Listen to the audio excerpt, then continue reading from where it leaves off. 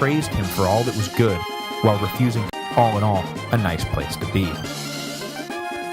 Now, I just said that there was nothing really remarkable about Vespasian, and that he certainly wasn't on the level of Julius Caesar or Augustus in terms of overall ability.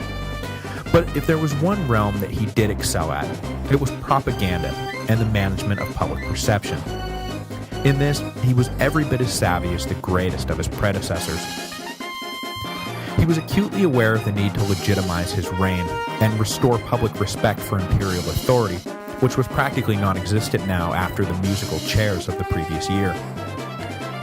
He encouraged the spread of Eastern prophecies that had supposedly foretold his rise to power, and did nothing to dispel rumors that he had miraculously returned sight to a blind man and restored the withered legs of a cripple. Vespasian knew that he was just a man, but it was important for the people to believe that he was perhaps something a bit more. Beyond this subtle mysticism, the iconography of the coins minted during his reign, one of the key vehicles for massaging reality in ancient Rome, harped relentlessly on two themes: peace and victory. Vespasian is the one who brings you peace. Vespasian is the one who will defeat the enemies of peace. These powerfully simple ideas formed the bedrock of the new Flavian administration and helped put the dark days of civil war in the rearview mirror. But Vespasian added one further wrinkle to his propaganda campaign, and it was this final wrinkle that really endeared him to the people. Though he encouraged the belief that he could heal the sick or was an irresistible force destined to rule the empire, when you actually talked to the man, he was refreshingly self-deprecating. He knew he was not descended from some ancient line of nobility. He knew that he was an unrefined rustic, and he knew that he was too old to pretend to be otherwise. When some of his supporters presented him with a family tree that traced his ancestors back to one of the comrades of Hercules, Vespasian simply burst out laughing and sent them on their way. He liked to tell off-color jokes, eat simple foods, and even caused a minor scandal when it got out that he took his own boots off in the evening. Needless to say, after the sometimes waning but usually waxing megalomania of the Julio-Claudians, Vespasian's down-home charm was a welcome change of pace. Of course, we know all of this because as part of his propaganda campaign, Vespasian also made sure to patronize the heck out of the arts and letters. He put teachers on the public payroll for the first time and commissioned histories to be written to ensure that the Flavian version of history would become the only version taught. So who knows where fact and fiction diverged, but we do know that Vespasian was the first emperor since Augustus to die of natural causes, so it is not unreasonable to think that he was well regarded in his own time. Ironically though, as much as he sponsored scholars to write glowing histories of his rise to power and what he did when he got there, precious little has actually survived about Vespasian's time as emperor. He was in office from December 69 AD until his death in June of 79, and all we have to draw on to describe that decade are scattered anecdotes. What we do know is that his reign seems to have been focused on physically rebuilding the empire and setting the government back on firm financial footing. To take the latter point first, Vespasian inherited an empty treasury and a shattered tax code and aimed to do something about it. Rome had been grappling with the hangover from Nero's excesses when it had gone and tacked on a year's worth of civil war to the tab. Upon taking office, Vespasian estimated that he would need, quote, 40,000 million sesterces to get the empire back on its feet. Because it is nearly impossible to accurately convert ancient denominations to modern equivalents, we're just going to have to leave that as Vespasian was about to go hunting for an astronomical sum of money. He doubled the tax burden in the provinces, which, yeah, I think everyone saw that coming. But he also engaged in some pretty unseemly business practices that stood as the only real blemish on his record. For example, the emperor didn't think twice about accepting bribes to decide court cases this way or that, and he openly encouraged office seekers to deposit into the imperial treasury an amount that they felt quantified their desire for a given post. Vespasian was also fond of using his agents to corner the market on various scarce goods, and then jacking up the price once a monopoly had been achieved. And in perhaps his most diabolical scheme, the emperor would let loose corrupt tax collectors and look the other way as they extorted the population to their own financial advantage. Then, when the collector had gotten rich enough, Vespasian would suddenly discover their fraud and swoop in to punish the criminal and seize the ill-gotten assets. The pattern repeated itself enough that the people began to refer to these men as Vespasian sponges, who would soak up all the gold before being wrung out by the emperor. He also dreamed up new taxes that hit the usually exempt citizens of Italy. Perhaps the most famous of these was his so-called toilet tax. In ancient Rome, urine was deposited in huge cesspools and then resold by the collectors for a variety of industrial applications. Vespasian imposed a tax on the purchase of said urine, which ignited an outcry that eventually wound its way back to Vespasian by way of his son Titus.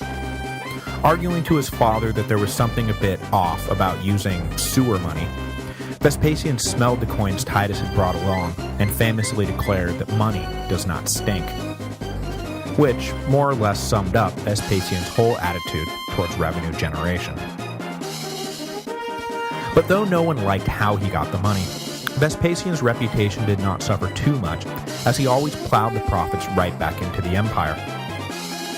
Though his infrastructure projects could be seen as an extension of his public relations campaign, there is no denying that both within Rome and out in the provinces, good work was being done to improve the material lives of the citizens. Between the neglect of Nero and the civil wars that followed his death, the Eternal City itself was beginning to look like a crumbling shadow of its former self. Vespasian encouraged the rebuilding of damaged buildings, allowed new owners to take control of forgotten vacant lots, while he himself took the lead in repairing the burned-out Capitol on the abandoned Temple of Claudius. His crowning achievement, though, was his plan for the remains of Nero's Golden Palace. The sprawling complex that had eaten away the heart of the city was dismantled, and in its place, Vespasian ordered the construction of a massive amphitheater. Rising from the drained bed of Nero's old private lake, what became known as simply the Colosseum took shape over the next decade, and though he would not live to see the completion of what the Romans called the Flavian Amphitheater, when the stadium was dedicated by his son Titus in 80 AD, it quickly became one of the most famous architectural achievements in history. But he did not simply focus on Rome itself.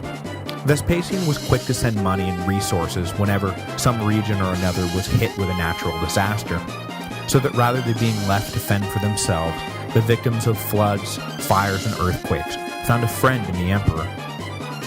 After years of enduring a reclusive and disinterested Tiberius, a megalomaniacal Caligula, and admittedly decent Claudius, but then a cruelly self-absorbed Nero, Vespasian's actions were nothing short of a political and fiscal revolution. For Vespasian, it was an easy call.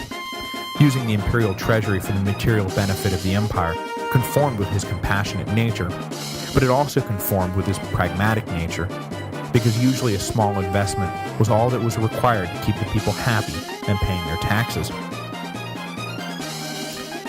Vespasian's pragmatic compassion extended up and down the social classes and earned him praise from commoner and noble alike. After the chaotic splintering of the upper classes during the civil wars, the ranks of the senatorial and equestrian orders was a confused mess. So Vespasian reorganized the ranks to reflect a post-Year of the Four Emperors reality, but rather than solidifying his rule by executing his enemies and packing the Senate with corrupt supporters, he seems to have followed a program of leaving virtuous men in place and removing the worst of the worst, whoever they had supported during the wars. He even took it a step further by extending financial aid to otherwise worthy senators who had fallen beneath the asset requirements for office. Having stabilized the upper classes, he then took a hands-off approach to their debates and encouraged men to say their piece honestly without fear of imperial reprisal. Vespasian never introduced anything resembling the treason trial so loved by the hypersensitive Julio Claudians, commenting once about a particularly vocal Helvidius Priscus that he would not kill a dog simply for barking. Of course, the irrepressible Priscus had to keep pushing to see just how far he could go, and in 75, Vespasian was forced to banish him from Rome. Eventually, the dissident Stoic would be executed by Titus, but he was a particularly troubling pain in the rear end, and definitely the exception rather than the rule. Vespasian's decade in office is usually understood to have been one of peace at home and abroad. Certainly, the coins he minted drove home the idea that all was well and the empire was at peace.